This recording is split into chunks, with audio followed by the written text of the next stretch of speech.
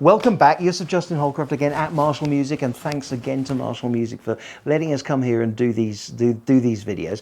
In the last one, we talked about the fact that your job is to sound like you, but you could also sound like somebody else who's really famous and has come before you, and there's nothing wrong with that. And the way to achieve that, to get your voice and your sound, even if it's a bit of a derivative sound that sounds like Dexter Gordon, nothing wrong with that. The way to do that is to get your mouthpiece sorted out. And we're going to talk now about the different kinds of mouthpiece pieces we can look at. We're going to talk about the variations in mouthpiece design and what is important in a mouthpiece. And we're going to talk about how to actually go about choosing your mouthpiece. What's the process you go through? And a couple of pitfalls and a couple of traps that you want to try and avoid if you possibly can. Right, so as I said in the last video, I chose my mouthpiece in 1983. It was made in 1979 and is a Brillhart Level Air. They've started remaking them in the last few years because it was such an innovative design, but that's the mouthpiece that suits me. That will not necessarily suit you. It gives me the sound I want, but with you it might sound absolutely rubbish. So this video, I warn you now, I'm probably going to sound rubbish quite a lot.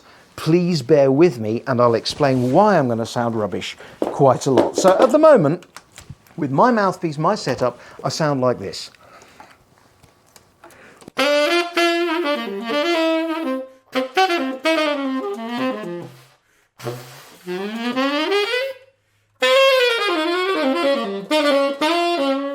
So I've got edgy sound, bit Dexter Gordonish, bit Tubby Hayesish, bit Ronnie Scottish, quite edgy sound, quite a mid-50s kind of sound. If I were to change mouthpiece, it would sound totally different. And let's have a look at the different kinds of mouthpiece we can look at. The main two kinds, as you probably all know, are plastic, or as it's called, hard rubber, and metal. I happen to like metal. Doesn't have to be your choice. And within the range of plastic and metal, there's lots and lots and lots and lots and lots of variances. A couple of the things to look out for. What makes a mouthpiece, this mouthpiece, different from this mouthpiece, apart from the fact it's different materials. Any mouthpiece will have a tip opening, which is the curve here, as opposed to the straight edge of your reed. And that will give you a gap between the mouthpiece, the edge of the mouthpiece, the tip of the mouthpiece, and your reed, and that's called the tip opening. Different mouthpieces, even the same mouthpiece manufacturer, within their range will have lots and lots of different tip openings. The higher the number, normally, the wider the tip opening. If you're going to use a wide tip opening, you might want to think of using a slightly softer reed. If you tried a 10-star mouthpiece, which is a really wide tip opening, and a number 5 reed, I can almost guarantee you, you will not be able to make a sound. Any sound that you do make will be a foghorn. Don't do it. So with a higher tip opening, slightly softer reed. With the smaller tip openings, go for the slightly harder reeds, and that should give you the kind of sound variances that you want. The other thing is, which probably won't be that important to you and just gets all really technical and do we want to know about this? No. Width of the table is called the lay. There's inside the mouthpiece, there is a little ledge on many mouthpieces called the baffle. A baffle design is a science in itself. And all kinds of things on width of the mouthpiece, inner bore, and so on and so on and so on. Most of which has absolutely no bearing whatsoever on whether it's a good mouthpiece for you. And this is the point.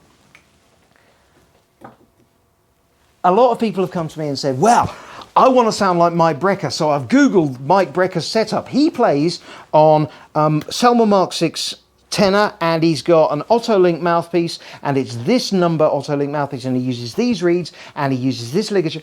And I just look at them and say, and they look at me and say, yeah, but that's, so if I get that set up, I'm going to sound like him. Here's the problem.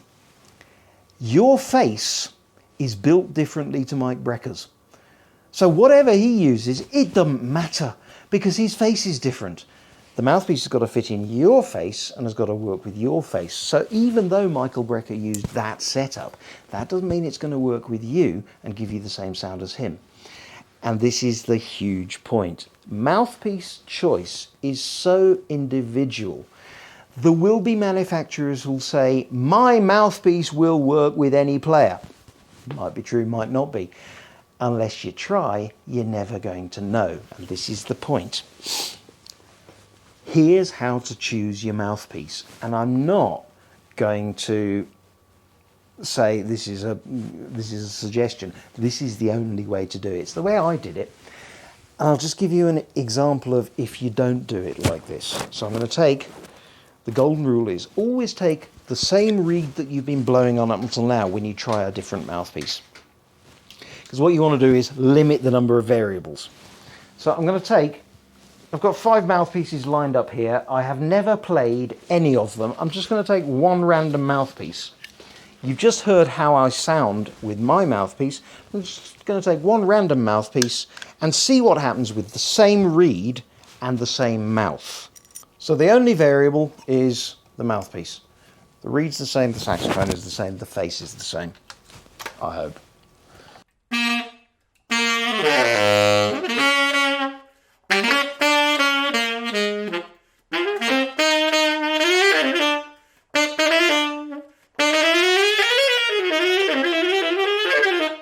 Now you see that's a completely different sound that I'm getting out of the saxophone. Only difference is the mouthpiece. So I'm going to take that reed off, I'm going to take this mouthpiece off, I'm going to try a different mouthpiece and see how that works.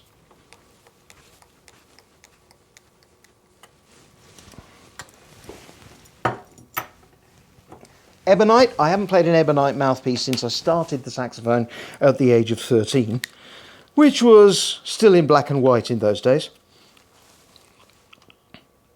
And actually the saxophone had only just been invented. So ebonite mouthpiece or hard rubber or plastic mouthpiece, and let's see what this does and whether it works and whether I feel comfortable with it.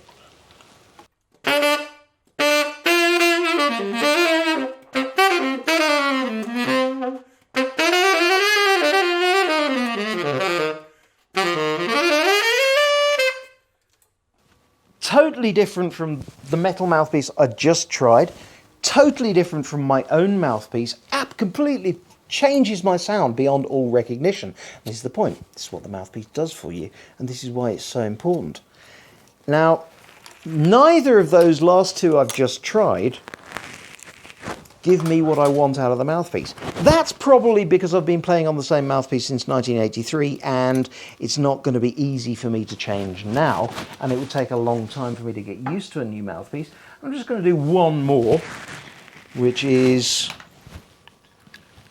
also a hard rubber or plastic or ebonite mouthpiece, and just see how this works for me. And they're all roughly the same tip opening, so all quite wide tip opening. And let's just see what this does, whether this works for me, and what this does to my sound.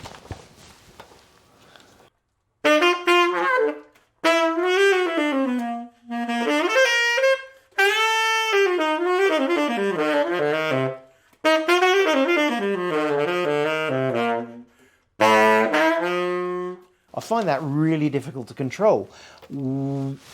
The other two were actually easier than this one to control, so I'm not really too happy with the feel of this one, and this is the point.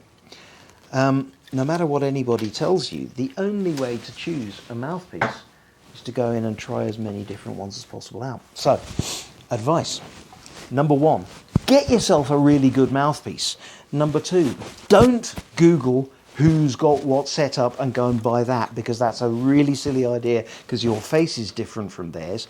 Number 3, best thing to do to choose a mouthpiece is get along to a good music store. Now, I would happen to recommend Marshall Music because they've got a good range of mouthpieces. Go in there, ring up beforehand, tell Cornet, who works here in the woodwind department, that you're coming down, and tell her that you want to spend an hour in a little room trying out, or 2 hours or 3 hours, trying out as many different mouthpieces as possible. Limit the variables. Use the same reed. If you've got a ligature that you're really happy with, use that same ligature. So use the same reed you've been blowing on and the ligature that you've been blowing on if you've got a good ligature. So you limit the variables. Use your horn and go and try as many different mouthpieces as possible. Open your mind. Don't go in with preconceptions. I want a Mayer. I want an Otto Link.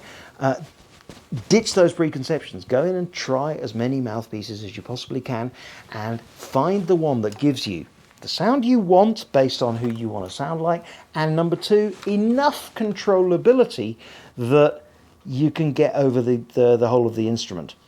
Don't expect the mouthpiece to work perfectly. I actually sort of say, if you're choosing a new mouthpiece, go for the one which gives you a really strong sound but is quite difficult to control.